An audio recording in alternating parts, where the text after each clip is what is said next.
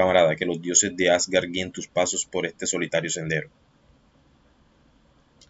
Las limitaciones son mecanismos psíquicos que impiden el avance del Virya y la consecución de objetivos estratégicos. Estas limitaciones surgen de una superestructuración cultural que captura, guía y forma a cada individuo. Los pensamientos y comportamientos del Virya se identifican con los arquetipos psicoideos de estas superestructuras, resultando en pensamientos y actitudes que no son propios, sino productos culturales genéricos. Para librarse de estas limitaciones, el Virya debe darse cuenta de su precaria situación. No se trata de alejarse de ellas, sino de confrontarlas directamente. Esta forma de conciencia marca el inicio de su lucha hacia la libertad. El Vidya recibe orientación de Nimrod de Rosario, quien en Fundamentos de la Sabiduría Hiperbórea explica la integración de las superestructuras culturales y su influencia kármica. Aceptar la existencia de estas superestructuras y luchar por comprenderlas es un primer paso hacia la liberación del espíritu. Es así que el Virya decide emprender su camino con una estrategia hiperbórea, adoptando una postura de alerta y guerra esencial en su entorno mental. Este es el punto de partida hacia lo desconocido, dejando atrás su vida anterior. Se enfrentará aquí a múltiples desafíos internos, como la sobrecarga de pensamientos y emociones automáticas que provienen de la influencia de hechos culturales y su propia estructura cultural.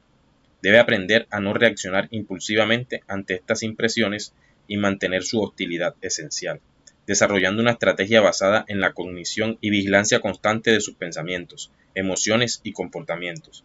Debe mantenerse impasible y enfocado en el presente, evitando ser arrastrado por el flujo constante del tiempo trascendente. La batalla más difícil es contra el Demiurgo, la entidad mayor que representa todas las limitaciones y condicionamientos que lo subyugan.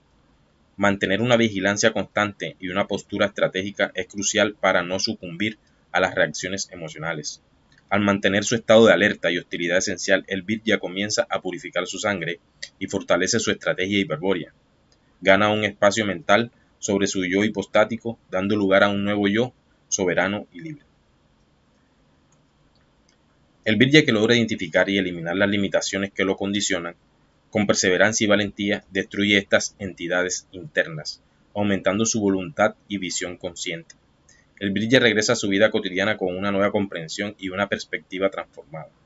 Ha recuperado su estado de soberanía mental y es dueño absoluto de su situación en el mundo.